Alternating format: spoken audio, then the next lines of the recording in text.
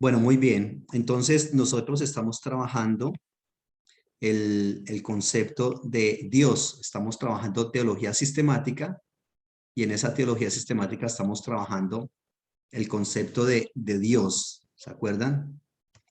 Ese es un primer tema que estamos trabajando acá en esta materia que se llama teología sistemática. Vimos algo de de lo que es la teología como tal y luego empezamos a ver el tema de Dios. Vimos algo de la Trinidad. Ahorita estamos viendo Dios y filosofía. Recuerden, por favor, que este asunto fue que colocamos qué es lo que se ve de Dios. Entonces, de Dios por lo general se estudia la Trinidad como tal, se estudia Dios y filosofía, se estudian los nombres de Dios y los atributos de Dios. O sea, por lo general, digamos, esos son los temas que se abarcan en este gran tema que se llama Dios, ¿correcto? El Dios trino y único.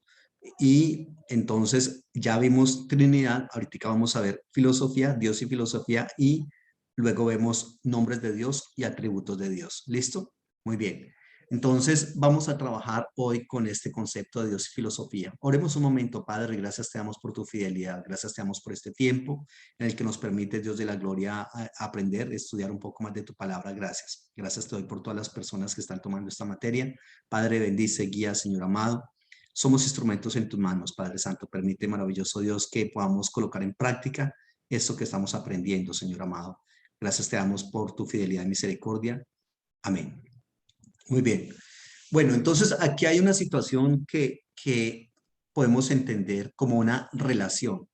Algunos van a decir hay mucha relación, otros van a decir no hay absolutamente nada de relación. ¿Entre quién? Entre Dios y la filosofía, ¿cierto? Entonces, algunos van a decir no hay ni la más remota posibilidad de diálogo entre Dios y la teología, entre la filosofía y la teología. Otros van a decir sí, se puede dialogar. Claro que se puede dialogar. Lo que pasa es que depende lo que nosotros tomemos como diálogo. O sea, si por diálogo se entiende que mi postura es la que debe vencer sobre las demás y debe imponerse, pues no, ahí no hay diálogo. Pero si hablamos de diálogo como un intercambio de pensamientos, de ideas, de críticas, entonces pues ahí sí se puede dialogar, todo puede ponerse a dialogar, ¿ya? Entonces, la teología y la filosofía tienen algunas digamos, aspectos que convergen y otros que las diferencian muchísimo. Ya les había hablado en una clase anterior algunos dos o tres elementos de eso. Por ejemplo, la filosofía y la teología, ambas se plantean la cuestión del ser. Eso es lo que trabaja la teología, Dios y en relación con ese Dios y su relación con el ser humano y con todo el universo existente. La filosofía también, recuerden que él le dio origen a la filosofía. Tres preguntas. ¿Quién soy yo? ¿Qué es el mundo? ¿Y qué o quién es Dios? Esas tres preguntas fueron las que le dieron origen a la filosofía, por allá con los presocráticos, ¿correcto?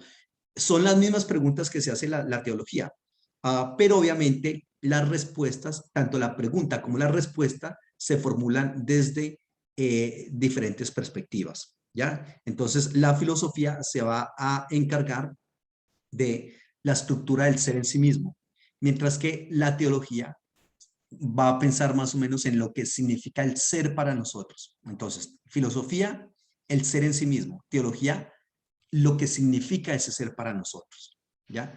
Y a partir de esa diferencia que les acabo de decir, entonces hay unas posturas que son convergentes y otras que son divergentes en la relación que se da entre la teología y la filosofía.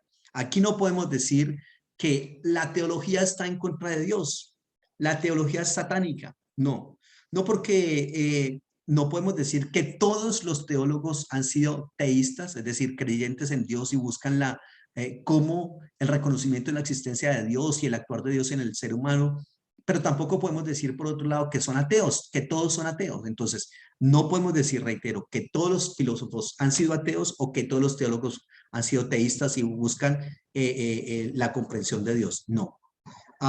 Por ejemplo, mire lo que dice Hegel. Hay que refugiarse en la filosofía si se quiere conocer a Dios.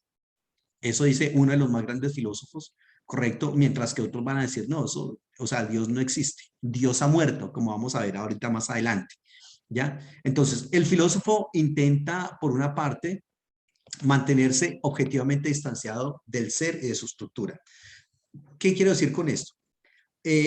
Usualmente los científicos lo que más reclaman es que el objeto de estudio está allá y yo estoy acá, que no podemos de ninguna manera digamos, como mezclar el sujeto que estudia con el objeto de estudio, porque eso va a hacer que mi investigación sea subjetiva, ¿correcto? Entonces, desde esa perspectiva, el filósofo intenta mantenerse así, a la distancia del objeto de estudio, es decir, del ser y de sus estructuras. ¿Ya? Entonces, ese filósofo intenta abstraerse, intenta no mezclar mis condiciones personales ni mis condiciones sociales, históricas, porque si yo mezclo todo eso con lo que yo estoy estudiando, pues obviamente voy a deformar mi visión objetiva de la realidad. Voy a deformar aquella óptica con la cual yo estoy viendo mi objeto de estudio. Y entonces eso va a redundar en que mis resultados, los resultados de mi investigación, no van a ser lo suficientemente objetivos. Por lo tanto, me tengo que mantener a la distancia. Claro, esto no se logra totalmente. Esto no se logra de manera, digamos, 100%, 100% libre del objeto que yo estoy estudiando. No, no es así. Ya se ha sabido muchísimo que nada puede ser absolutamente nada objetivo, sino que todos nosotros tenemos una carga, un cúmulo, un acervo cultural, histórico, idiosincrático, social, intelectual, y todo eso hace que nosotros veamos de manera diferente esos objetos que nosotros estamos estudiando. Entonces, si bien se puede lograr hasta cierto punto el estar separado del objeto que yo estoy investigando, sí se puede, pero no totalmente, ¿ya? No totalmente.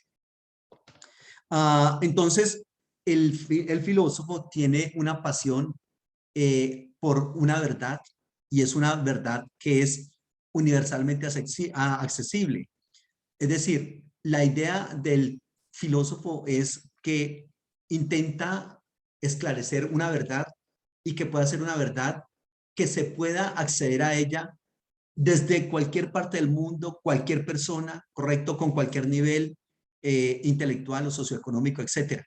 ¿Ya? Entonces, sencillamente lo que tiene que tener es una actitud de conocimiento, una actitud que refleje, porque recordemos qué significa la filosofía, significa filos, es amor, logos, conocimiento, amor por el conocimiento. Entonces, lo que se necesita para acercarnos a un objeto y estudiarlo es amor al conocimiento. Y esa verdad puede estar y debe estar sujeta a la crítica, ¿ya? Y esa verdad debe ser o debe ser capaz de ser modificada por cualquier otro conocimiento o cualquier otra intuición que tenga, que venga, que crezca, que nazca.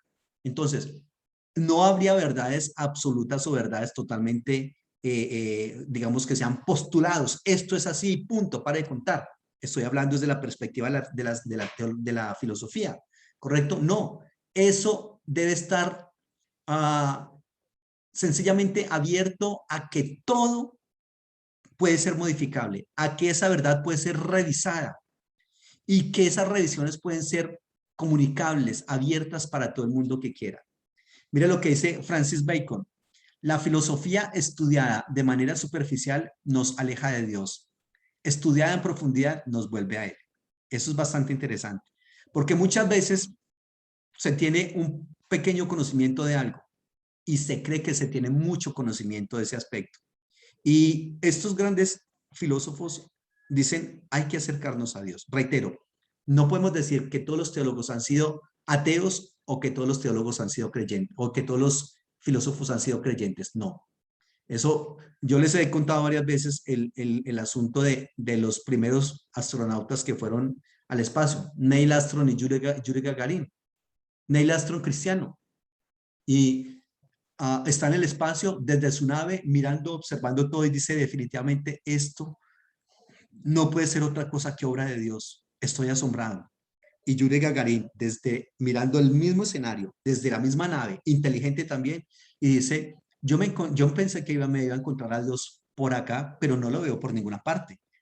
Entonces, mire, eso no tiene que ver con ser inteligente o con ser ignorante, eso no tiene que ver con ser rico o pobre, eso no tiene que ver con ser estudiado o no, tiene que ver sencillamente con la persona como tal, como la persona. Entonces, que la filosofía me aleja de Dios, no, falso. No, porque entonces, ¿qué pasa con estos teólogos tan grandes y tan brillantes que han estado cerca de Dios? ¿Ya? Y que han intentado hacer una demostración de la existencia de Dios desde la perspectiva de la filosofía. ¿Ya? Por otro lado, el teólogo no se haya distanciado de su objeto, sino que se encuentra vinculado, totalmente vinculado al objeto de su estudio.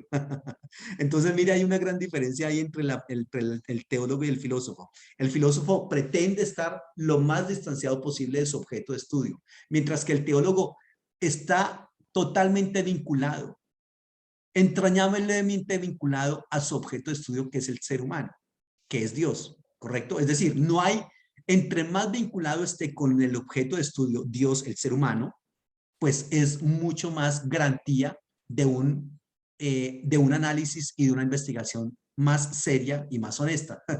Entonces, fíjense cómo se trabaja eso, ¿no? ¿Por qué? Porque el teólogo considera su objeto con pasión, con temor, con amor. Reitero, el mismo Dios y el ser humano, los objetos de estudio de la teología. Es decir, todo en la vida se puede teologizar, absolutamente todo. ¿Por qué todo? Porque si la teología estudia la revelación de Dios al ser humano y su entorno, entonces significa que absolutamente todo se puede abordar desde la teología. Todo, la medicina, la economía, y de hecho se hace, se está haciendo y se seguirá haciendo.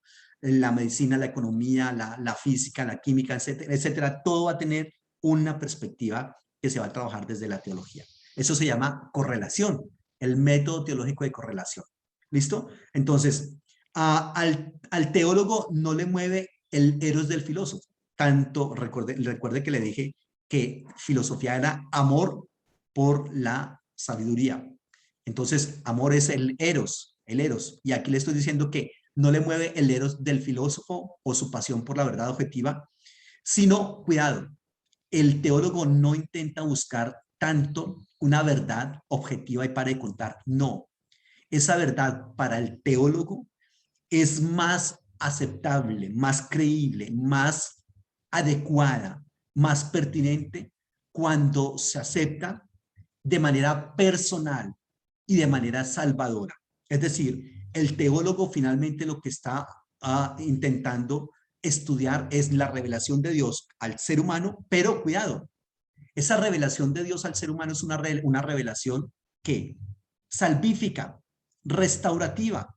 Dios no se revela al ser humano para que este ser humano tenga, digamos, para solucionar caprichosamente la curiosidad de un ser humano. No, la revelación de Dios al ser humano es sencillamente una revelación salvífica, restaurativa. El ser humano cayó en pecado y Dios crea un vehículo de salvación para nosotros, según nosotros, en la persona de Jesucristo. ¿Correcto? Y cuando digo según nosotros es porque recuerde que nosotros estamos trabajando teología cristiana. Y en la teología cristiana el vehículo de salvación es Jesucristo. No así las otras religiones, ¿correcto? Y no así las otras posturas, pero en la teología cristiana Jesucristo, por eso digo según nosotros. ¿Listo? Muy bien. ¿Qué significa eso de metafísica? ¿Por qué metafísica? Mire que es bastante curioso ese concepto de metafísica que tiene que ver mucho con la filosofía. La filosofía estudia mucho metafísica. Fíjese que hay algo bastante curioso de cómo fue que empezó a hablarse de ese concepto de metafísica.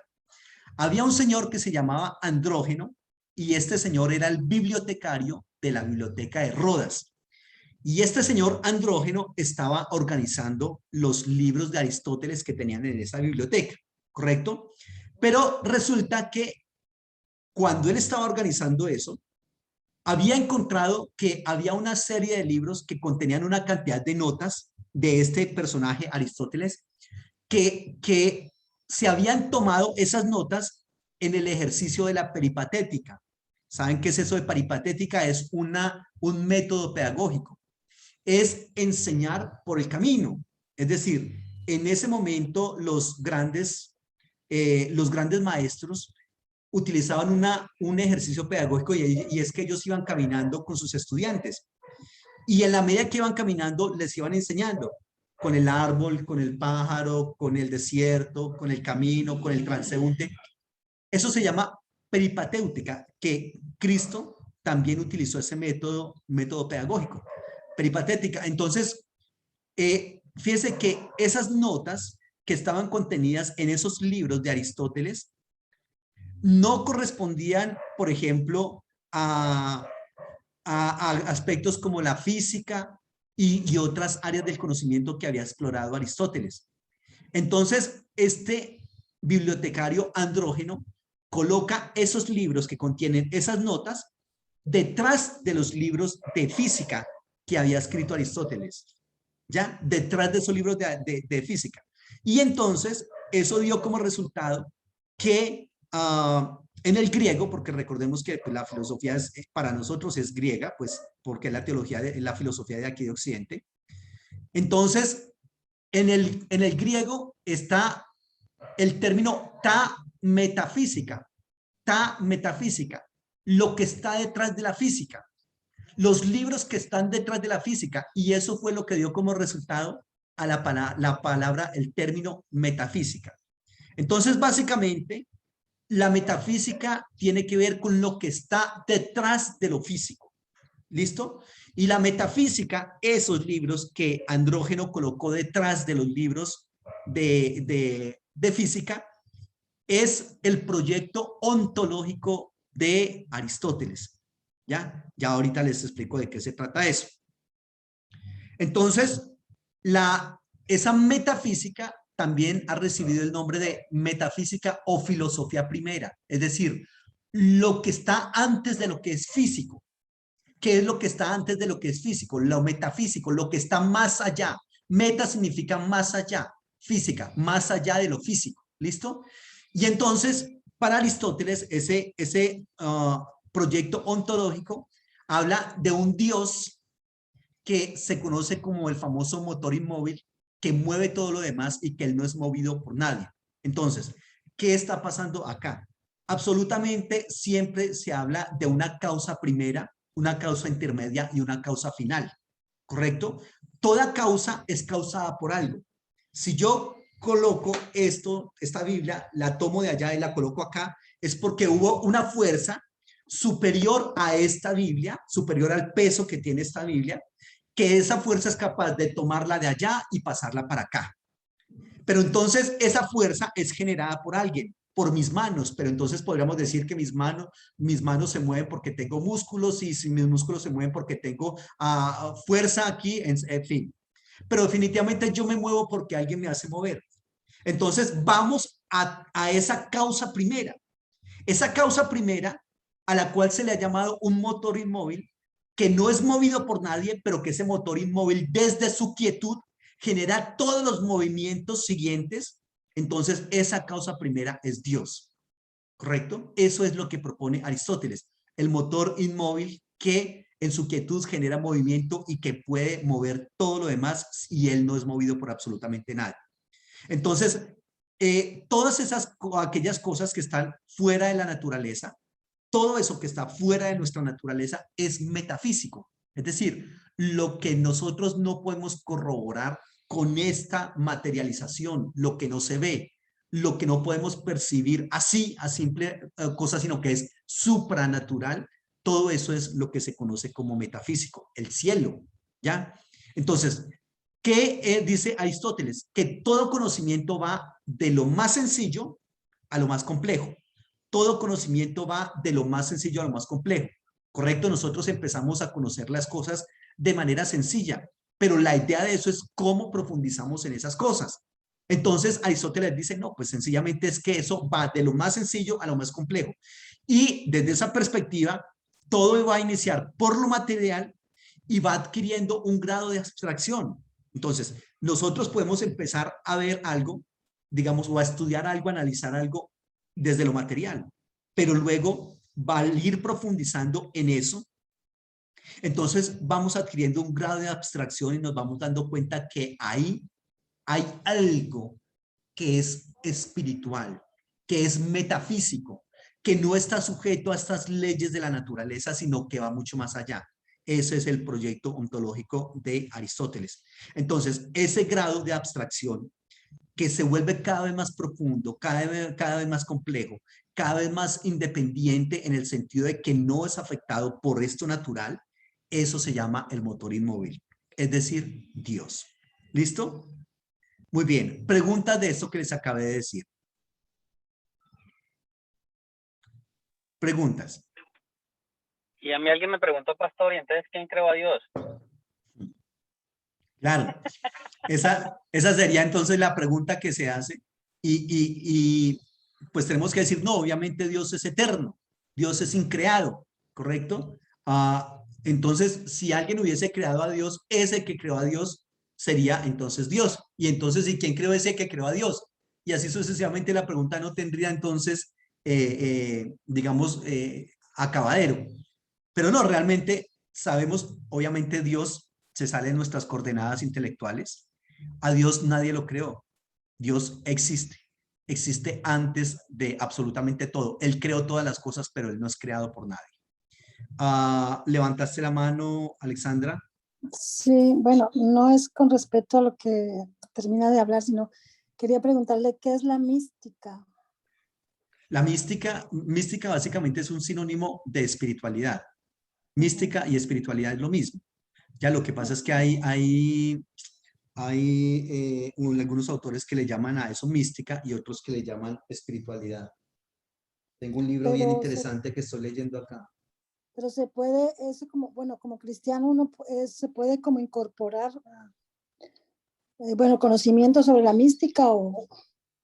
Sí, lo que pasa es que, como le comento, es el concepto que se tiene, ¿no? Es el concepto. Ujú, ujú. Algunos le llaman mística y otros llaman espiritualidad. Sobre todo mística es el término que utilizan para la espiritualidad que se practica en Oriente, ¿no? Mientras que espiritualidad es como un concepto más como occidental. Pero reitero, es lo mismo. Claro. Básicamente es el cultivo de aquello que está más allá precisamente de lo material, es decir, lo espiritual. Recordemos que la espiritualidad tiene que ver con el cultivo, todo ser humano, absolutamente todo ser humano somos espirituales. Lo que pasa es que tenemos que mirar qué clase de espiritualidad estamos practicando. Cuando yo soy una persona que, por ejemplo, estoy a favor del huérfano, de la viuda, del desamparado, ayudar al que está caído, a que con mi vida le adoro al Señor, etcétera. Decimos entonces, practica una espiritualidad celestial. Pero cuando yo soy un instrumento que siembro odio, resentimiento, que siembro explotación, subyugación, que formo parte de sistemas opresores en el mundo, de sistemas esclavistas y subyugadores, ahí estoy practicando una espiritualidad satanista, satánica. No necesariamente está haciendo sacrificios, quitándole cabezas a gallinas en conciertos de rock y cantando así de manera gutural. No, eso es una bobada, eso no. O sea, el satanismo está mucho más presente en nosotros y en nuestro entorno de lo que nosotros creemos. Pero el satanismo está presente, por ejemplo, en el sistema económico neocapitalista, en el sistema bancario, en los grandes industriales que explotan y subyugan a sus empleados, en los alimentos transgénicos, en las leyes que le dicen a la gente, tiene que pagar salud toda la vida, pero no lo vamos a atender. Tiene que pagar pensión toda la vida, pero nunca se va a jubilar. O sea, eso es satanismo puro. Cuando yo practico eso, entonces tengo que decir que estoy practicando una espiritualidad satánica. ¿Ya? Entonces tenemos que tener como en cuenta esos conceptos ahí. ¿Listo? Muy bien. Bueno, y entonces vamos a ver que hay varias maneras de ver a Dios a partir de la filosofía. A Dios en relación, por ejemplo, con la creación del mundo. Ya voy a hablar de algunos conceptos de Dios pues porque de qué otra manera se puede conocer a Dios si no es en su relación con el ser humano y con el mundo. Es decir, ¿por qué? Porque lo que podemos conocer de Dios nosotros es solamente lo que Él ha permitido revelarse. Es decir, nosotros no conocemos realmente a Dios, sino que conocemos solamente algunos aspectos de Dios. Algunas centellazos, algunos rayos, algunas iluminaciones que Dios nos ha permitido conocer, pero conocer a Dios como tal, nosotros más adelante vamos a hablar de los atributos de Dios, pero esos atributos de Dios solamente los que podemos conocer, porque hay atributos de Dios que ni sabemos, ni se nos pasan por la cabeza, ¿ya? Pero algunas de esas maneras de ver a Dios desde la filosofía son, por ejemplo, el materialismo. ¿Qué es el materialismo? El materialismo es una corriente filosófica que es muy común hoy. Y el materialismo lo que hace, y los materialistas van a negar por completo la existencia de Dios. Entonces, el materialismo básicamente es que el universo es todo lo material que existe y punto, para de contar. Obviamente en el materialismo, la metafísica, que es totalmente lo contrario al materialismo, no va, no existe, no va, no tenemos por qué creer en eso. Solamente creemos en lo que podemos ver, en lo material, por eso se llama materialismo. Entonces, la creación es una cosa y Dios otra. Sin embargo, la creación siempre depende de Dios. Se le respondería desde la teología al materialismo de esa manera.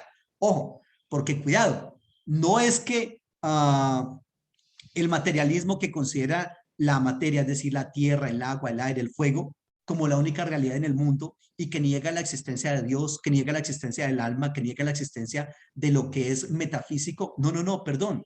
Eso es diametralmente opuesto a todo lo que es espiritualidad, ¿correcto? A todo lo que es metafísica. Entonces, no, tenemos que decirle, perdón, una cosa es Dios y otra cosa es la creación de Dios. Nosotros no podemos confundirlas a ambas, ¿correcto? Porque aquí hay un aspecto y es uno de los atributos de Dios que vamos a estudiar, que es uno, por un lado, la inmanencia de Dios y por el otro lado, la trascendencia. ¿Cómo es que Dios está presente y hasta dónde está presente? ¿Y cómo es que Dios está distante y hasta qué punto está distante? Y verdad, si es que Él no tiene injerencia sobre nada de lo que está pasando acá o si la tiene. Eso tenemos que tenerlo en cuenta. ¿Listo? Entonces, la creación es una cosa, Dios es otra cosa muy diferente, Dios está apartado de su creación, es decir, se puede distinguir de su creación, sin embargo, la creación depende de Dios. ¿Listo? La creación depende de Dios. Por otro lado, está el panteísmo, reitero, son características que se han, o maneras de tratar de explicar a Dios. Por otro lado está el panteísmo. Esa palabra, hay dos palabras griegas en ese término. Pan, ojo, siempre que nosotros escuchemos la palabra pan, significa todo. El pantas de Dios. Todo lo puedo en Cristo que me fortalece. Ese pantas de Dios es diferente a mi pantas. O sea, perdón, no vayamos a pensar con base en ese texto que como todo lo puedo en Cristo que me fortalece, soy un diosecito pequeño, un dios junior. No, el pantas de Dios es muy diferente al pantas del ser humano. Ese pan, la palabra pan quiere decir todo, todo. Y teísmo significa que la idea de que todo, absolutamente todo el universo es Dios o parte de Dios. Aquí ya hay otra diferenciación, otro aspecto muy diferente y diametralmente opuesto al materialismo, ¿correcto? Lo único que existe es lo material, no existe Dios, no existe el alma, no existe nada metafísico. Acá en el panteísmo dicen lo contrario, todo lo que existe es Dios, ¿correcto? El mundo, el universo, la naturaleza, todo eso es divinidad, ¿ya? Todo eso lo identificamos con la divinidad. Entonces, muy válido, respetable, pero realmente no es así, porque en este panteísmo absolutamente todo se va a trabajar como un todo. Dios y el universo se identifican como uno solo. Es decir, no hay una diferenciación entre Dios y el universo, ¿ya? La naturaleza es una manifestación de Dios. Y para de contar, es decir, todo es Dios, un árbol es Dios, un perro es Dios, cualquier animal es Dios, el ser humano es Dios. Y nosotros entendemos que todo eso es una creación de Dios, pero que no es Dios. Son dos cosas muy diferentes. El panteísmo, entonces, va a negar varios aspectos esenciales del carácter de Dios. Entonces, si todo el universo es Dios, pues Dios no tiene una personalidad distinta, ¿ya?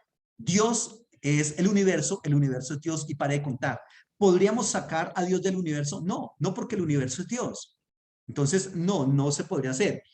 Entonces, desde esa perspectiva, también se estaría negando, por una parte, la personalidad de Dios, porque Dios es persona, no una persona humana, pero sí es persona, ¿correcto? Por otro lado, Dios no es inmutable. Otro de los atributos que se trabaja de Dios es la inmutabilidad. Dios no cambia. Pero si Dios es el universo creado, entonces ese atributo en Dios se pierde porque todo en el universo cambia. Absolutamente todo el universo está en constante regeneración, en constante cambio. Por lo tanto, Dios cambiaría permanentemente y entonces ya se pierde el atributo de la inmutabilidad de Dios.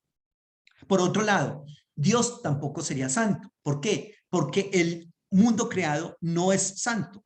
El mal en el universo, siempre la famosa pregunta por el mal. ¿Quién creó el mal? Y entonces se dice, perdón, si Dios creó todo, entonces Dios también creó el mal.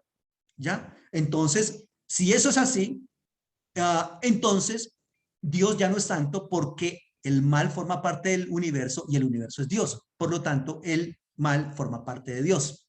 Esos son algunos aspectos que se le reclaman al panteísmo. Otra dificultad es que a la larga la mayoría de los sistemas panteístas que están presentes, por ejemplo, como en el budismo y otras religiones orientales, va a acabar negando la importancia, ojo, de la personalidad humana individual. ¿Por qué? Porque si Dios y el universo no se pueden distinguir, sino que son una sola cosa, pues sencillamente el ser humano no tiene por qué tratar de distinguirse de lo demás ni del universo, porque también somos una misma cosa. Y por lo tanto, la personalidad individual, las particularidades de ese individuo se van a perder totalmente, ¿correcto? Entonces, si la idea del panteísmo es que el individuo cada vez esté más amalgamado, más fusionado con el universo y que cada día debe unirse más a él, pues entonces así va a perder su particularidad, su individualidad. Y entonces, pues vamos a tener serios problemas con eso, porque entonces la individualidad del ser humano también se perdería. ¿Listo? Si vamos a hablar del cuidado que se le debe dar al universo, a la creación, y que estamos en deuda con la creación, eso ya es otra cosa. Pero claro que sí, tenemos que lidiar con ese concepto de la singularidad del ser humano y que de ninguna manera podemos entonces amalgamarnos de tal manera con el universo. Muy bien. Dios mismo tiene una identidad personal, aparte del universo, y nosotros también tenemos que procurar tener una identidad personal, única, individual. Entonces, usted y yo podemos pensar en ciertos aspectos de manera común, pero no en todos. Usted es un universo, usted es un ser humano único, irrepetible, respetable, individual, y yo también lo soy de esa manera. Y eso se debe mantener, ¿correcto? Eso se debe mantener. No de tal manera que nosotros que intentemos destruir todo lo demás para imponerme yo. No. Te respeto, me respetas, eres digno, soy digno, ¿cierto? Eres ser humano, soy ser humano. Igual también con la creación.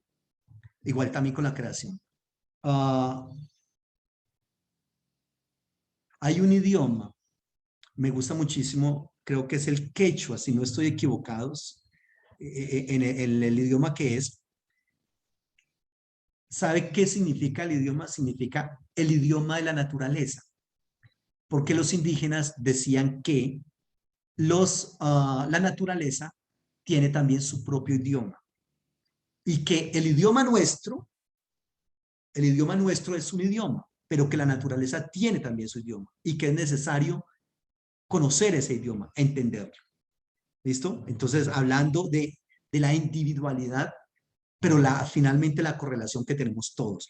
Pero nada para decir o para sostener un panteísmo, como se quiere trabajar en este pensamiento filosófico.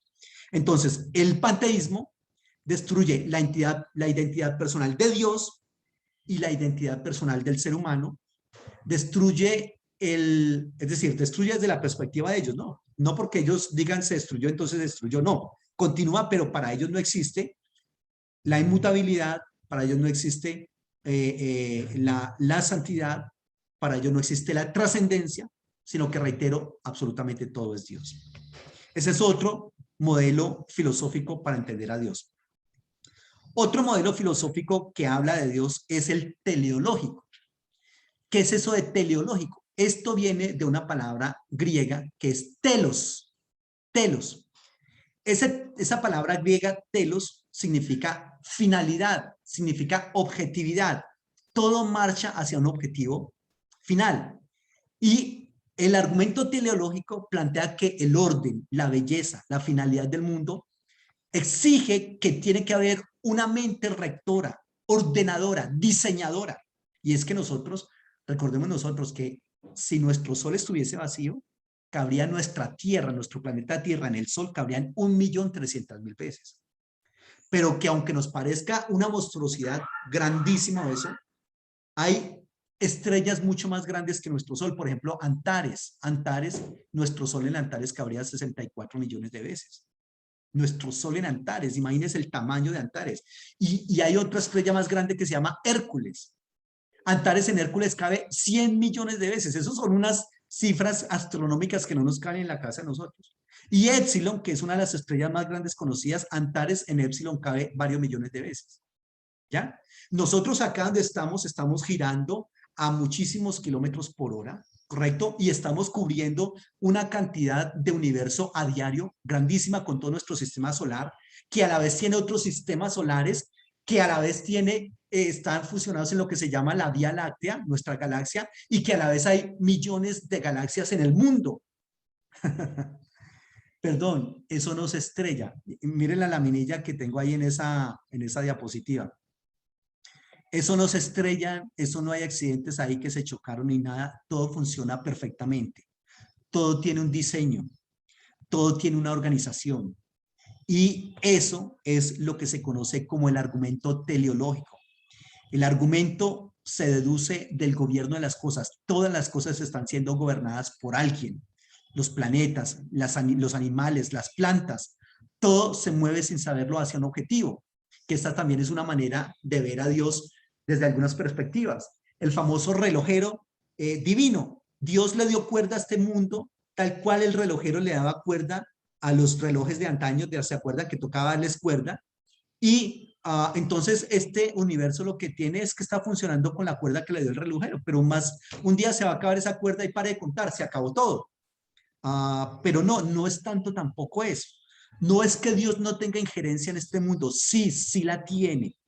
Todo lo que está pasando en el mundo tiene, la verdad, un aval de parte de Dios, porque finalmente todo está marchando hacia un objetivo final, ¿correcto? Hacia un objetivo final. No vamos a decir que nada se mueve sin la hoja de un árbol, es que ni una hoja del árbol se mueve sin la voluntad del Señor, porque eso estaba en el Quijote, pero sí, obviamente sabemos que Dios tiene las cosas bajo control. Y esto se llama teleología.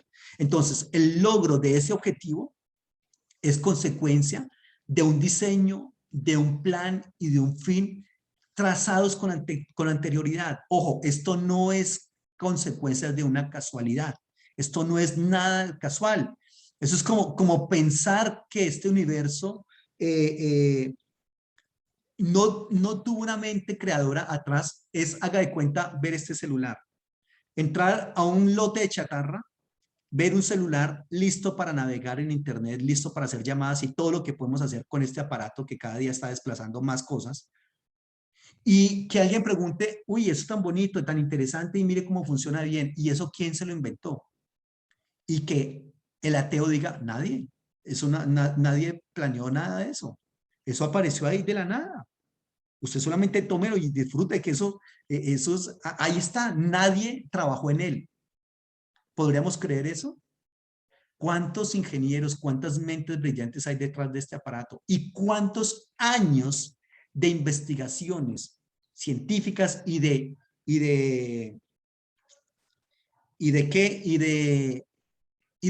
inventos que finalmente nos traen hasta acá. ¿Cuántos? Miles de años, miles de ideas, miles de fracasos, miles de aciertos y todo ese asunto.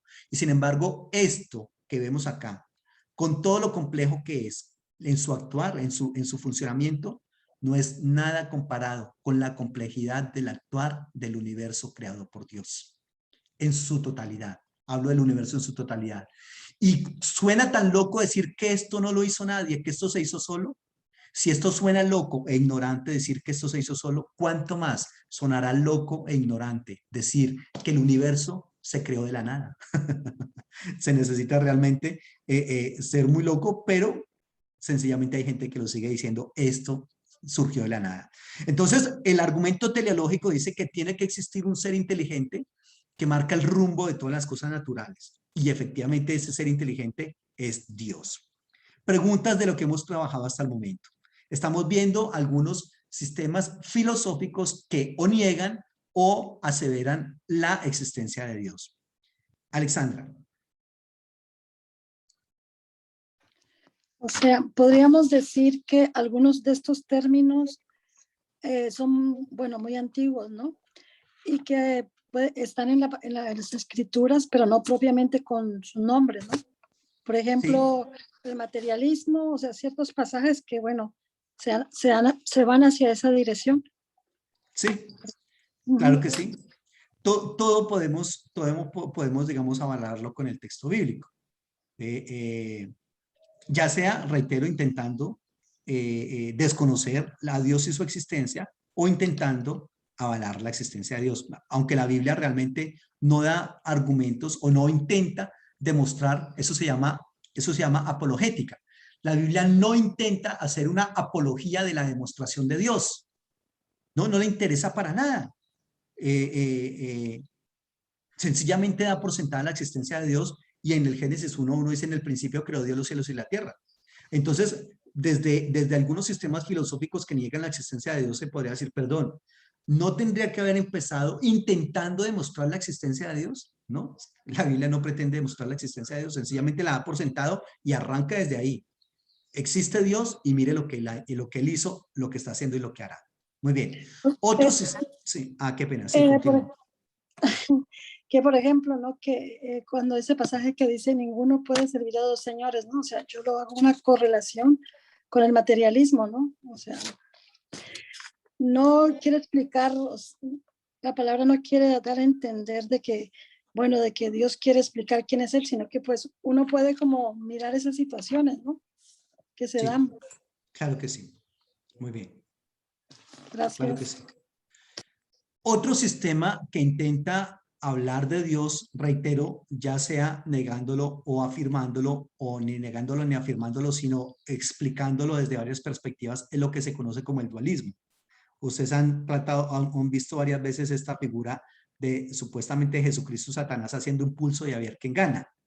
O sea, eso realmente no es correcto. O sea, Satanás no es ese ser que le haga contrapeso a Dios en el sentido de que Dios no haya cómo librarse de ese ser. Es decir, ¿qué voy a hacer con este demonio que no lo puedo destruir? Y ahí están los dos haciendo pulso y a veces como que Satanás le gana y a veces como que Dios le gana. No, eso no es correcto. Eso no es correcto. ¿Qué es lo que propone el dualismo? Este sistema filosófico es que nos da la idea de que Dios y el universo tienen dos lados y esos dos lados han existido todo el tiempo. Por un lado está el lado de Dios y por el otro lado el lado de la materia.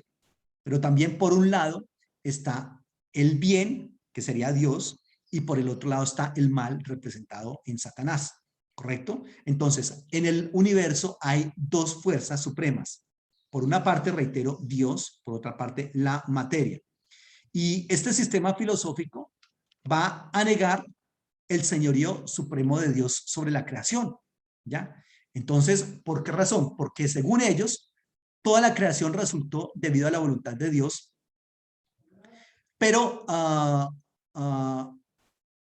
ver, entonces el sistema dualista va a decir, no, un momento, no es así, no es así. Sencillamente siempre ha habido algo bueno y algo malo, y eso se refleja en el mundo. Roland, levantaste la mano. Sí, pasó una pregunta. Y conforme a todas esas teorías filosóficas que tratan de darle origen al universo y bueno, y postular bueno, la cuestión de Dios sobre el universo, nada habla de que el mismo Dios que nos creó a nosotros también pudo haber creado vida en otra parte, fuera del universo, fuera de nuestro sistema. Hay teorías de eso, pero no se consideran como muy científicas. Esas son las famosas reptilianos, los famosos nefilín, eso se llama la ufología. Pero esos conceptos no se consideran, digamos, científicos como sistemas como tal, aunque cada vez hay más gente que cree en las abducciones. Una abducción es supuestamente esas gentes que han sido raptadas por extraterrestres y que aparecen después de muchos años y todo ese asunto, ¿recuerdan ustedes? Entonces, son ideas que están ahí, que están sembradas, que cada vez ganan más adeptos, intentando explicar muchas cosas, incluso también, como decía ahorita Alexandra, eso también tiene algunos textos bíblicos. Por ejemplo, el famoso texto cuando Elías es arrebatado en un carro de fuego, ellos van a decir, no, lo que lo arrebató ahí, eso fue un ovni, un platillo volador, eso no hay ni qué hacerle. Y entonces incluso para eso también hay textos bíblicos, ¿verdad? Pero reitero, no se consideran sistemas filosóficos como estos, aunque sí se propone esos conceptos. ¿Listo? Porque desde mi punto de vista, para mí, ¿no? Para mí, es mi postura, ¿no?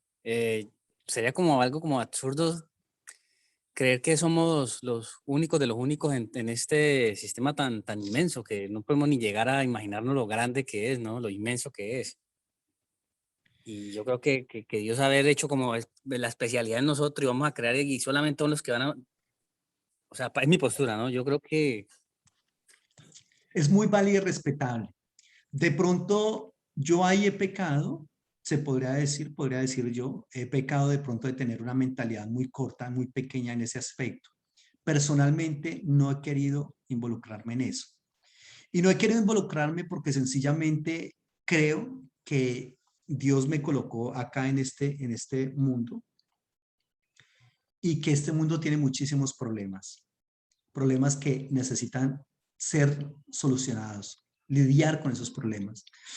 Y que infortunadamente tenemos mucho trabajo acá para erradicar esta maldad, para erradicar todo lo que es equivocado, como para ponerme a pensar si hay vida en otros planetas. Reitero, puedo estar pecando de tener una mentalidad muy corta al respecto y entonces dedicarme solamente a este planeta Tierra.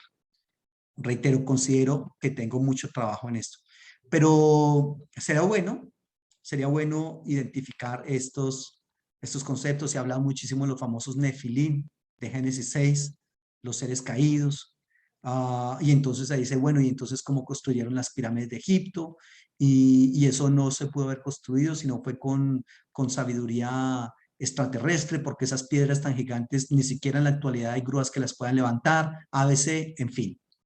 Entonces, es decir, hay argumentos para todo, ¿ya? Pero reitero, yo escasamente sé el nombre de la ufología, sé de los nefilín, sé algo de reptilianos, pero no es mi aspecto fuerte de eso. Y la verdad tampoco me trasnocha. Entonces, ¿qué es lo que está presentándose acá en el dualismo? Sencillamente hay digamos, dos aspectos, uno material y el otro espiritual, ¿correcto? Y este dualismo se va a remontar por allá hasta Platón. Y ahí es donde surge ese concepto entre lo material y el reino de las ideas, ¿correcto? Entre la oposición entre el alma y el cuerpo. El cuerpo es malo, el alma es buena. El alma tiene que ser librada del cuerpo porque está encarcelada en él y no puede lograr, digamos, todo lo que se propone porque el cuerpo lo detiene. Entonces, todo eso es dualismo, ¿ya? Todo eso es dualismo. Entonces, aquí, como les comentaba, hay como una diferencia entre Dios y la materia. y como que lo espiritual es bueno y la materia es mala, ¿correcto? Entonces, aquí se estaría en este dualismo, se estaría como obviando, como desconociendo que cuando Dios hace todo, en Génesis capítulo 1, hay un estribillo que se repite permanentemente. Y vio Dios que era bueno. Y vio Dios que era bueno. Y esa es una gran diferencia entre la cosmogonía, las cosmovisiones hebreas con las cosmovisiones griegas. Para los griegos hay ese dualismo tan fuerte, reitero, entre espíritu y materia, ¿correcto? Y el espíritu es bueno, la materia es mala, el alma es buena, el cuerpo es, el alma es buena, el cuerpo es malo. Y entonces hay esa lucha. No, para el judío no. Para el judío absolutamente todo lo que Dios hizo es bueno. Y lo hizo para que disfrutáramos, para que viviéramos, para que nos deleitáramos, todo ese asunto, ¿ya? Entonces, el dualismo invita al ser humano a ver la realidad material como algo malo en sí mismo. Y no es malo en sí mismo. Nosotros tenemos que reivindicar esto, incluso en nuestras iglesias, como nosotros hemos sido levantados en una filosofía occidental. Entonces en nuestras iglesias se plantea mucho eso. Es decir, y se habla mucho de frases como, usted le da rienda suelta a la carne, usted no hace sino alimentar la carne. ¿Por qué? Porque está presente ese concepto de que la carne es mala y el alma y el espíritu es bueno. Usted ayuna y ore porque eso es bueno. No coma tanto, no le dé tanto deleite a la carne porque eso es malo y eso lo va a llevar al camino de la perversión, de la perdición. No lo haga. No. O sea, no es así. Nosotros tenemos un cuerpo y nosotros no podemos sentir desprecio por ese cuerpo. No podemos sentir desprecio por los apetitos del cuerpo, sino que debemos es saber lidiar con ellos de manera adecuada, de acuerdo al texto bíblico. Pero de ninguna manera soportar al cuerpo a, como dice Pablo, a duras servidumbres, a duros tratos, de pronto, como dice él, esos conceptos tienen cierta, digamos, cierta validez de acuerdo a lo que, digamos, como que se tiene como cierta admiración por una persona que ayuna mucho, que vive una vida ascética, ¿ya? Pero no, realmente eso para la salvación, eso no tiene nada que ver. Es lo que termina diciendo Pablo, ¿listo? Por eso él dice, nadie me culpe a mí por días de reposo, lunas nuevas, ayunos, días de fiesta, ¿no? Eso no, eso, el duro trato del cuerpo pues tiene cierta importancia y cierta como relevancia, pero no más allá para la salvación ni nada de ese asunto. Entonces, ese punto de vista dualista del universo no es adecuado. No es adecuado porque Dios todo lo creó bueno y para que disfrutemos de él. No debe haber esa distinción ni ese antagonismo, sobre todo, entre lo celestial y lo material, entre el cuerpo y alma, entre lo bueno y lo malo. No debe ser así. Otro sistema filosófico es el deísmo. El deísmo. ¿Qué dice el deísmo? El deísmo y la persona que es deísta cree en Dios, ¿sí? Pero no está sujeto o estrechamente ligado a los sistemas religiosos. No le interesa tanto. El deísmo va a decir que Dios no está interviniendo directamente en la creación, por una parte. ¿Qué más va a decir el deísmo? Dice que, por lo general, sostiene que Dios crea el universo y que Dios es mucho mayor que el universo. Los deístas afirman ese concepto de trascendencia, es decir, para ellos es muy importante lo trascendente. Pero Dios es trascendente, pero no personal. El cosmos está determinado, está cerrado. ¿Qué pasa con el ser humano? Es parte de una gran maquinaria, ¿correcto? Y el universo se puede conocer a través del estudio, a través de la relación, a través de la razón. Y algunos deístas, no todos, van a concordar con que Dios tiene unas normas morales y que finalmente Dios le va a pedir cuenta a las personas el día del juicio, ¿correcto? Es decir, Dios tiene unas normas morales y Dios le va a pedir cuenta al ser humano por esas normas. Pero cuidado, el deísmo va a negar la participación de Dios en el mundo, ¿ya? Entonces, si bien recalcan la trascendencia de Dios, ¿qué pasa con la inmanencia? Nosotros no podemos dejar de lado la trascendencia por la inmanencia, ni la inmanencia por la trascendencia, porque caeríamos en ambos extremos en una equivocación. Entonces, este concepto del deísmo es el del famoso relojero divino, que le da cuerda al reloj, hizo el reloj, lo creó, le dio cuerda, y que este mundo está funcionando por la cuerda que Dios le dio, pero que un día esa cuerda se va a acabar y ahí se va a acabar todo, ahí va a dejar de funcionar el reloj, ¿listo? Y que entonces Dios le dio cuerda a ese reloj y lo dejó para que funcionara por cuenta propia. ¿Listo? Ese es el deísmo. Mire cuántos aspectos hemos visto: el deísmo, el dualismo, el panteísmo, que son, reitero, sistemas filosóficos que intentan explicar a Dios, ya sea en su existencia o su inexistencia. José. Sí, si nos basamos bien a la palabra que dice Dios en Génesis, vio que es bueno, o sea, él siempre dice la misma palabra, repite él en varios versículos, vio que era bueno. Entonces, ¿cómo se puede uno imaginar que, o sea, él estaba, si él, claro, él ha existido ya hace antes, ¿no? O sea, él es eterno. Entonces, él con los dinosaurios, por ejemplo, ha probado primero poner los dinosaurios y después él vio que eso era malo, muy grandes, muy feroces y todo, entonces los borró de la faz de la tierra cuando vino ese Big Bang, o como le dicen eso. No se podría decir que fueron borrados porque fueron malos. Lo que se propone es que ya no había desde la perspectiva y de los que creemos, yo creo que sí existió dinosaurios y creo que en alguna clase anterior leíamos el famoso Behemoth y Leviatán. ¿Se acuerda que son típicas descripciones de esos dinosaurios? Este mundo, este planeta Tierra ya no era apto para que habitaran animales tan grandes, cosa que no pasó con los animales del mar, que los animales del mar sí, los grandes, los gigantes, están ahí están las ballenas. Recordemos que el mero hecho de la lengua de una ballena es más grande, más pesada que un elefante. Entonces son animales muy, muy grandes. Pero no desaparecieron por ser malos o porque el Señor dijo, ¿qué hice con esto? La embarré. Sino que sencillamente las condiciones ya no estaban dadas para que ellos existieran. Y eso no solamente pasa con los dinosaurios.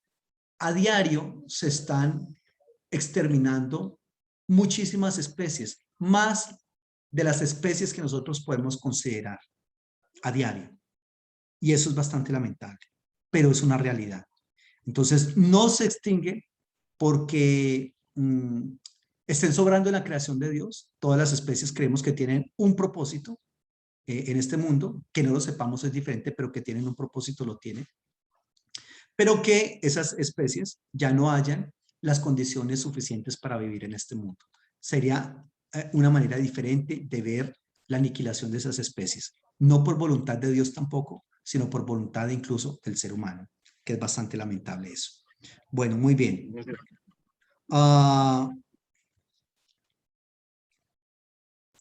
Otro aspecto muy importante u otro argumento que exige, del cual se habla intentando demostrar la existencia de Dios, es el argumento religioso. ¿Qué propone este argumento religioso? Que básicamente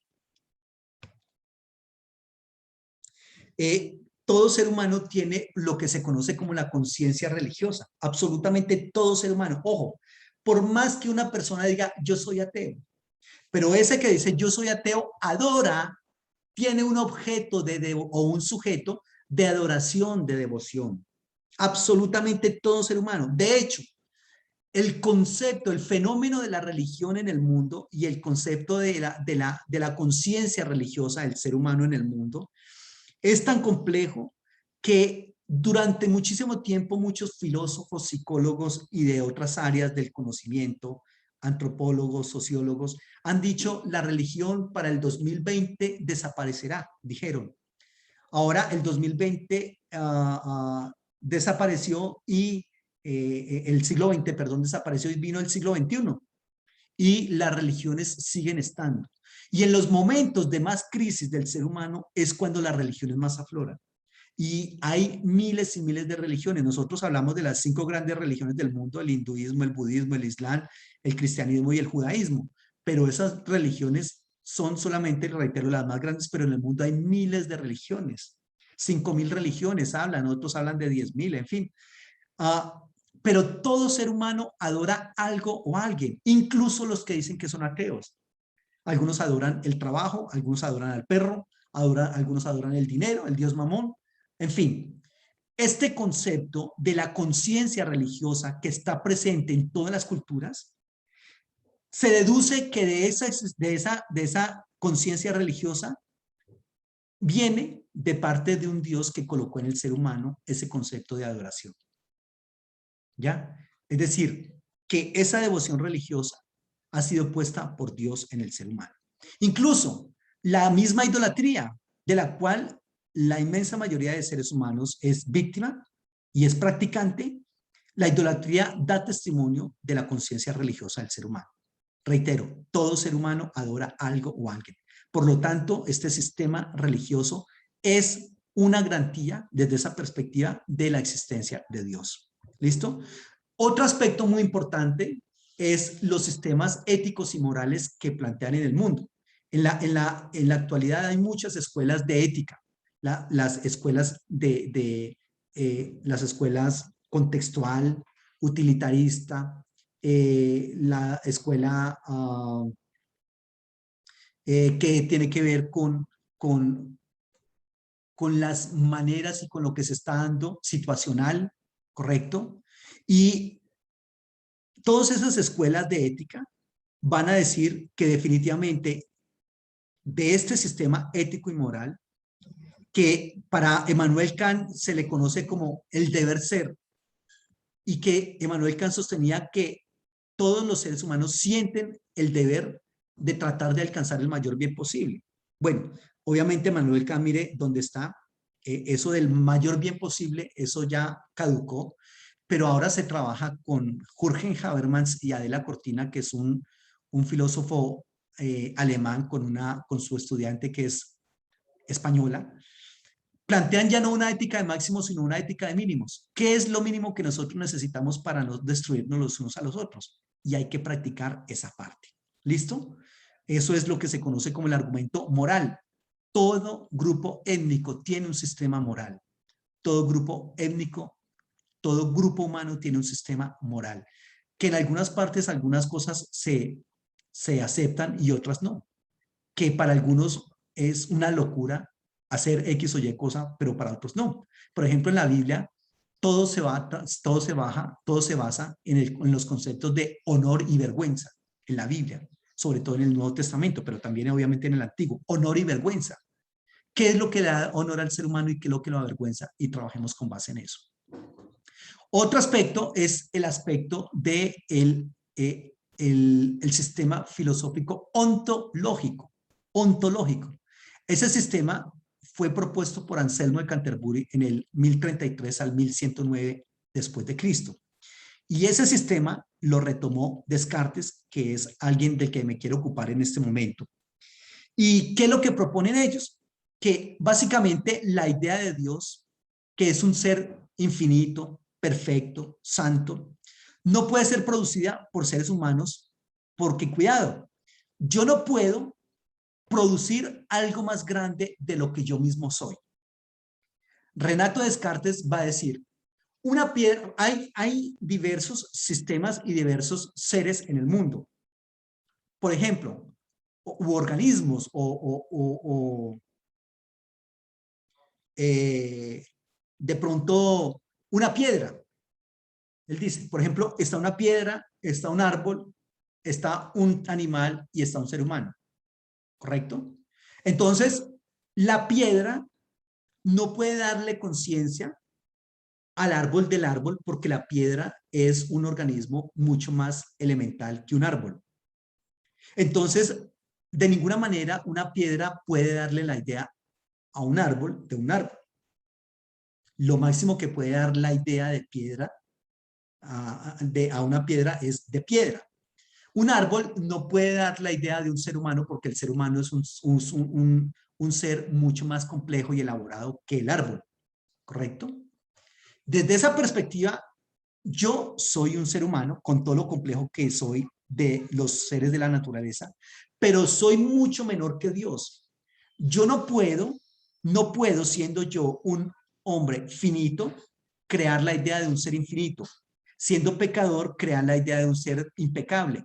Siendo imperfecto, crear la idea de un ser perfecto. No puedo absolutamente tener esas ideas. Por lo tanto, lo que se propone es que esa idea de un ser eterno, perfecto, infinito, correcto, inmutable, no pudo ser colocada en mí por mí mismo.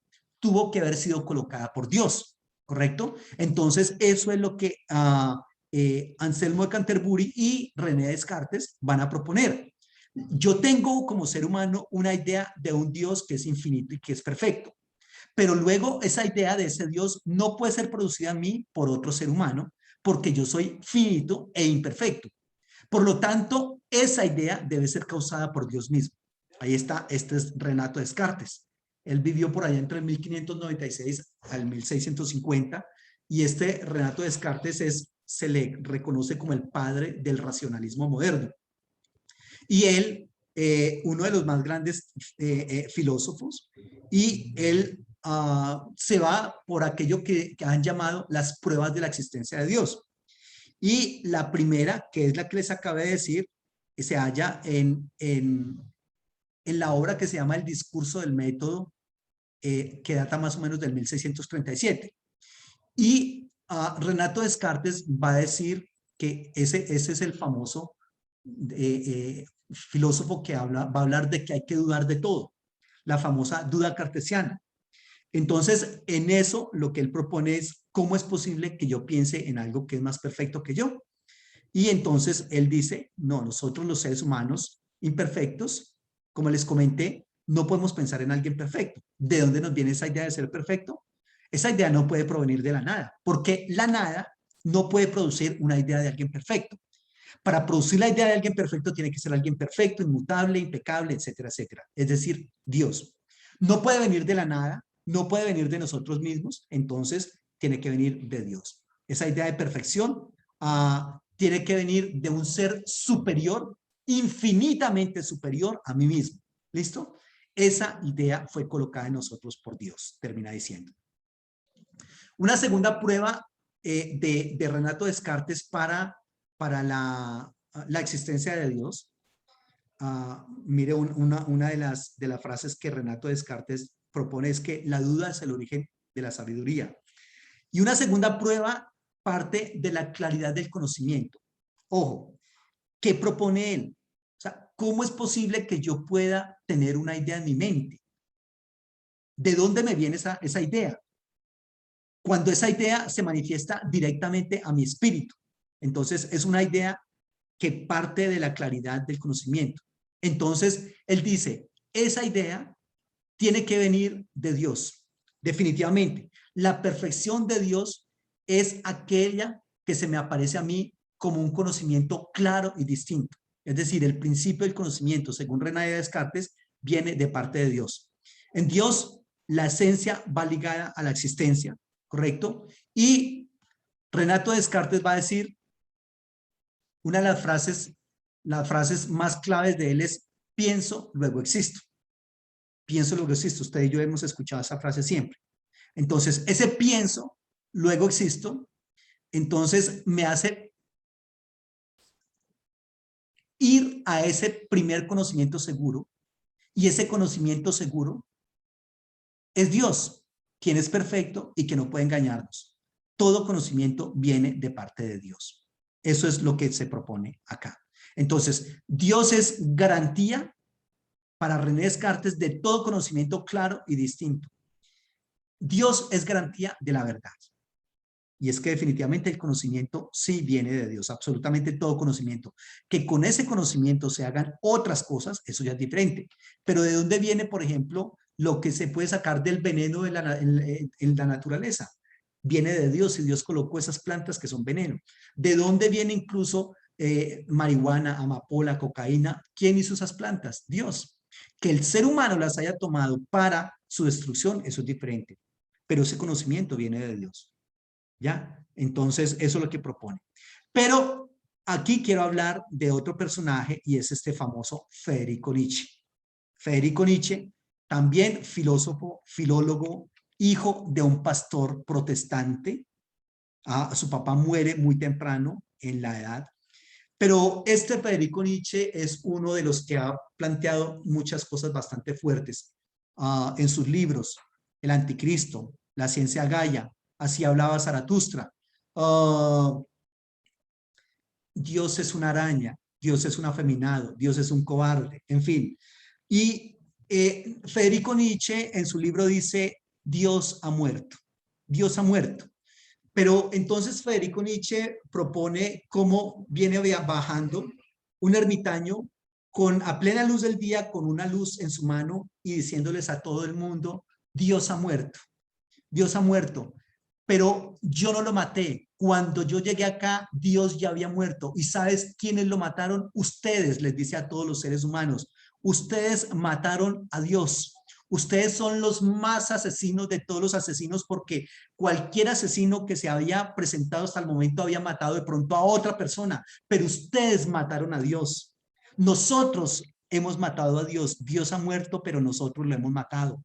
Y lo que Federico Nietzsche pretende con esta frase, Dios ha muerto, es que todo este concepto de Hegel, de Kant, de Platón, todo esto, vida después de la muerte, el principio, el hacer el bien común, el bien supremo, todos eran unos, digamos, sistemas muy bonitos, muy entusiasmadores, que llevaban al ser humano a lograr muchas cosas en la vida y a tener una esperanza después de la muerte, ¿correcto? Pero Federico Nietzsche va a decir, todo eso es un asco. La esperanza en el ser humano es lo peor que puede haber. Este Federico Nietzsche tuvo una vida bastante fuerte, sufría de dolores de cabeza tremendamente. Él murió loco, pero no murió loco por hablar de que Dios ha muerto, porque ya les explico de qué es lo que se trata esa frase de Dios ha muerto, sino que en los años de universidad, al parecer, él estuvo sexualmente con una prostituta y ella le prendió sífilis. Y uno de los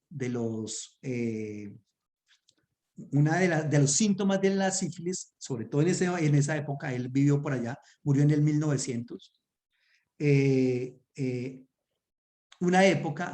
esa época, uno de los síntomas de la sífilis era la locura. Y él murió loco, ¿ya? Murió loco. Fue un profesor universitario, fue una persona muy brillante. Su obra no se conoció hasta mucho tiempo después, porque fue su hermana la que rescató toda esa obra de él y la publicó, la hermana de él. Pero este señor es una eminencia. Es un filólogo, filósofo, poeta, músico, en fin. Y entonces él dice, Dios ha muerto y nosotros somos los que lo hemos matado. Dice, ustedes son ateos, hace mucho tiempo son ateos, y lo más curioso es que ni siquiera se dan cuenta que son ateos, y no se dan cuenta tampoco que ustedes viven con una indiferencia, la indiferencia que causa la inexistencia de Dios. Entonces, Friedrich Nietzsche lo que desea es destruir todo el edificio de la metafísica occidental, todo eso que es mucho más allá de lo físico, de lo material, que es lo metafísico, trata de destruirlo Nietzsche. Nietzsche no desea saber nada, puesto que le dio al ser humano los falsos fundamentos representados en los valores supremos. ¿Quién? Todo este edificio de la metafísica occidental. Colocó en el ser humano unos valores supremos, y Nietzsche dice, ¿y eso para qué? Si el ser humano destruyó, el ser humano no tiene ya esos valores supremos. Ese bien supremo, eso ya no existe para el ser humano. No le interesa al ser humano. Y por eso el ser humano está demostrando con sus hechos que Dios ha muerto. Este va a ser un crítico acérrimo de la iglesia, del cristianismo, porque él se da cuenta, al parecer el papá le daba muy mala vida siendo pastor, y él dice, o sea, todos son unos hipócritas, la iglesia no sirve. Y si ustedes que dicen ser siervos de Dios, adoradores de Dios, tienen esas costumbres, pues entonces tengo que decirles que Dios ha muerto. Es decir, por eso dice, nosotros matamos a Dios porque es que con nuestras vidas estamos demostrando que Dios no vive, porque si yo digo que Dios vive y mira lo que yo hago, entonces estoy diciendo que es mentira y Dios no existe, Dios ha muerto. Y entonces con Nietzsche llega una cosa que se llama el nihilismo. ¿Qué es eso del nihilismo? En primer lugar, el nihilismo es la negación radical de todos los valores existentes.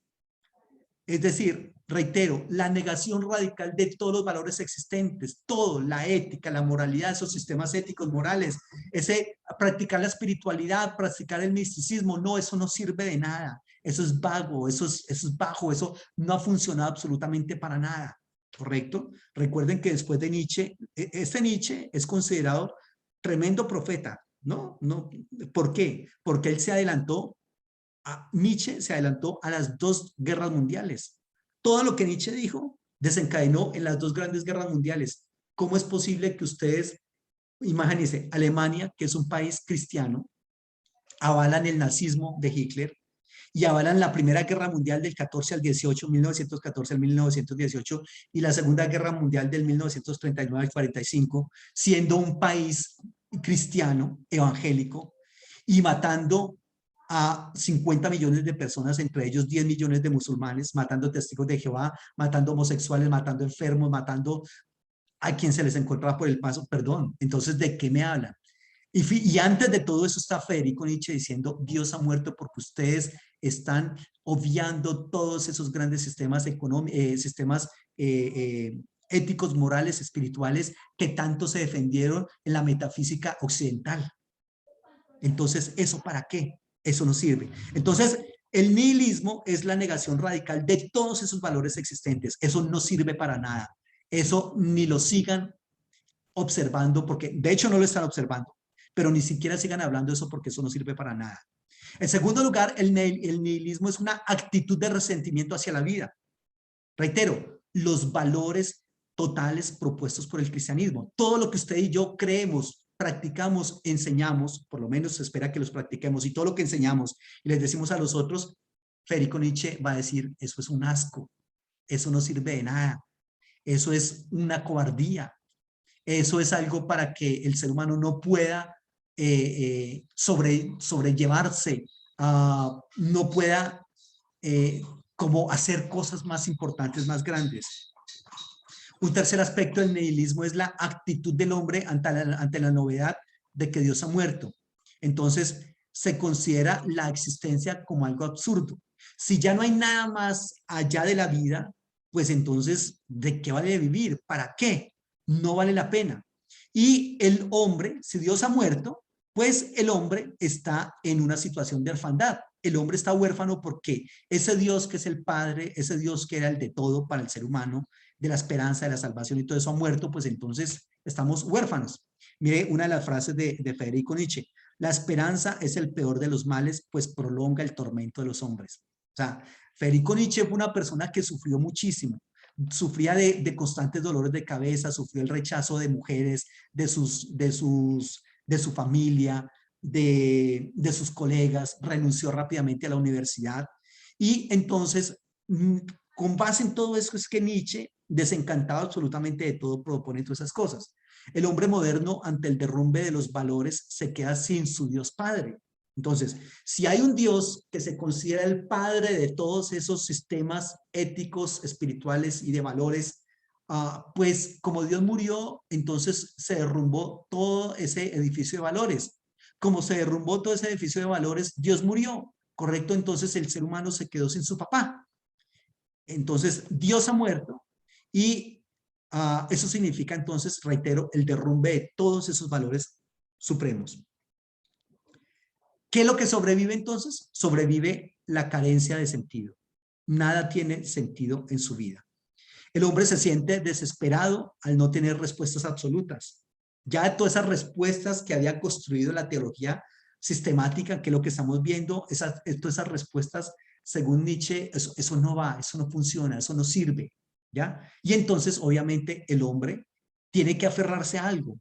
Y el hombre tiene que aferrarse a algo que lo supere a él. Yo no puedo de ninguna manera aferrarme a algo que sea menos que yo. Perdón, entonces, ¿en qué estaría colocando mi esperanza? Yo me aferro como hombre a alguien que me supera a mí, en ese caso Dios, pero perdón, si Dios ya no está, si Dios murió, entonces el hombre está desesperado, no hay sentido, no hay metas.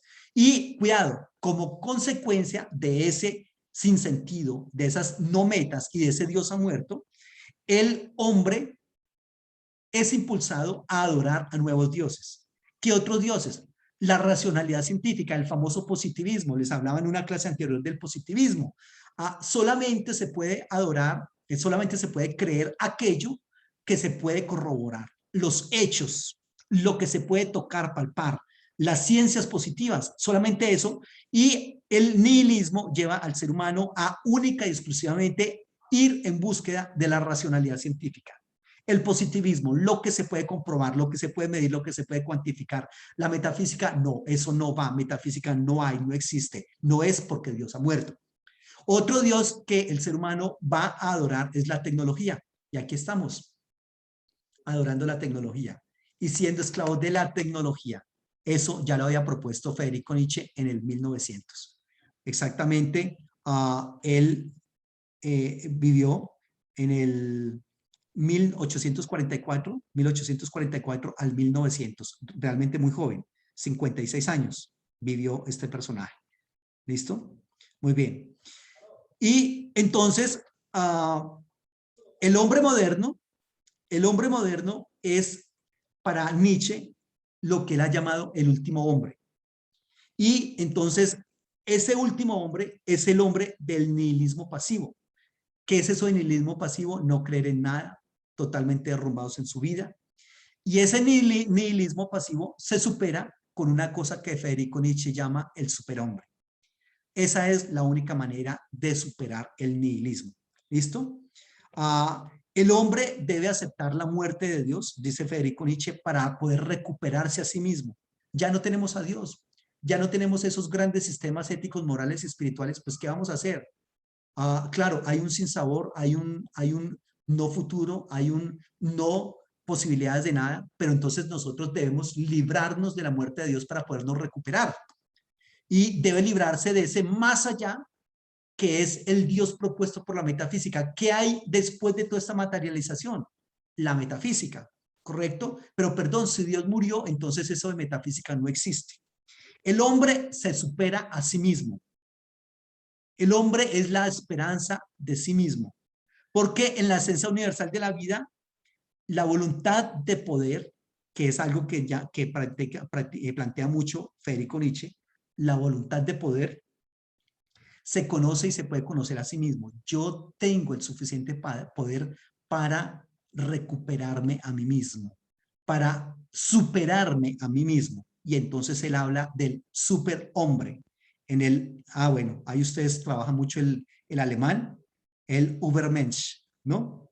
Es el superhombre. Y entonces la muerte de Dios es el conocimiento de la voluntad de poder. Entonces, afortunadamente Dios murió. Como Dios murió, ahora entonces nosotros podemos tener mucho conocimiento de la voluntad del poder que nosotros tenemos para lograr lo que queramos. ¿Ya? El hombre se puede superar, el hombre alcanza la transformación de su esencia cuando acepta la muerte de Dios y cuando va conociendo una cosa que Federico Nietzsche llama los transvalores. Si ya no hay valores, estos valores éticos, morales y espirituales ya no están, entonces tenemos que construir algo que se llama los transvalores, ¿correcto? Y empieza entonces a hablar del superhombre. ¿Qué es el superhombre para Nietzsche? Pues sencillamente el superhombre es la superación del propio hombre. En ese momento en que Federico Nietzsche está proponiendo eso, Darwin está afirmando que la famosa selección de las especies, ¿no? solo los más fuertes, los que se pueden adaptar, los que pueden tener la capacidad de sobrevivir, sobrevivirán, los demás morirán. Entonces, Federico Nietzsche utiliza ese aspecto de la selección natural y lo aplica a la moral. Y Federico Nietzsche propone una superación moral. Y dice, el superhombre no es el hombre que vive en sociedad. El superhombre es alguien que vive aislado. El superhombre es alguien que vive según sus instintos. Y el superhombre es alguien que tiene la máxima libertad.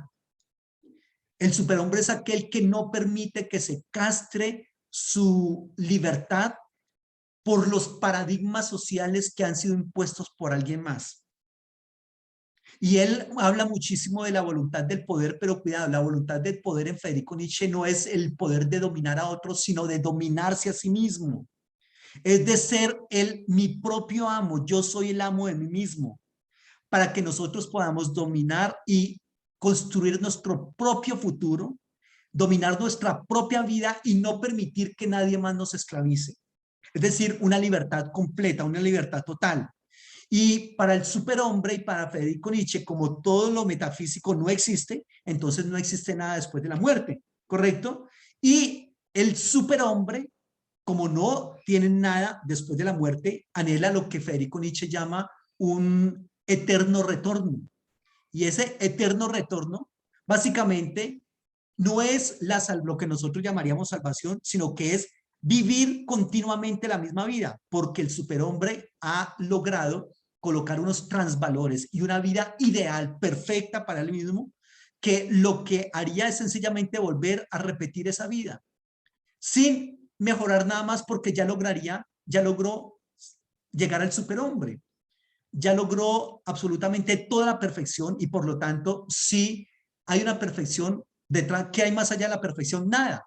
Sencillamente, lo que él llama es el eterno retorno. Y el eterno retorno en Nietzsche es volver a vivir la vida que ya vivió ese superhombre. Lo tiene todo tan controlado, todo tan perfecto, ha alcanzado la perfección en todas sus áreas, que lo único que tiene que hacer es volver a vivir lo que ha vivido, eternamente, eternamente, ¿ya? Finalmente este personaje muere por allá a los 56 años, tuvo un ataque de esquizofrenia del cual nunca regresó y murió en un asilo. Eso es como el asunto. Y bueno, ahí terminamos entonces con Dios y la filosofía. Ahora, obviamente no pretendo agotar lo que ha dicho la filosofía de Dios de ninguna manera. Solamente escogí, digamos, como los grandes sistemas filosóficos y algunos que otros filósofos para proponer qué había dicho la filosofía de Dios. En conclusión, tengo que decirles que no podemos decir que todos los filósofos han sido ateos o que todos los filósofos han sido cristianos.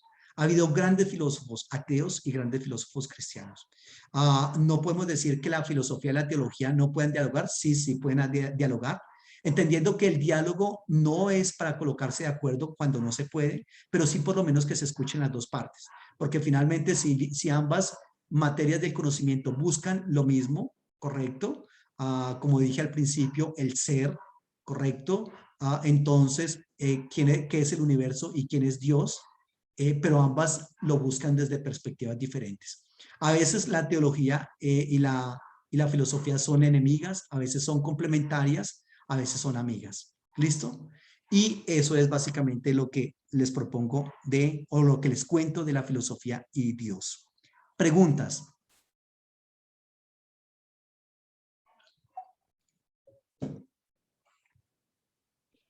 Hola, Pues muy, ¿están ahí? muy interesante, sobre todo de este último filósofo, ¿no? Que, Oh, la me verdad que encanta leer a Nietzsche. Es bien tremendo, interesante ¿no? leerlo. Tremendo, pero se puede decir que él como enfocaba una especie de humanismo. Sí, sí. Se podría hacer también una comparación entre qué del superhombre hay de lo que Dios quiere hacer con el ser humano en su salvación, ¿cierto? y que está en antagonismo con ese concepto. Pero sí sería bastante interesante trabajarlo.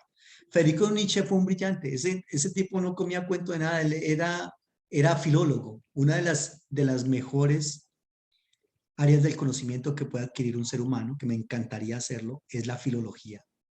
La filología tiene que ver con esas raíces de las palabras, con la construcción de las palabras. Y para el alemán, ustedes saben que el alemán es un idioma en el cual se pueden construir las palabras, lo que yo necesito. Entonces yo puedo construir la palabra que necesito, ¿no? Por eso ellos utilizaban muchísimo el alemán y el alemán es un idioma espectacular.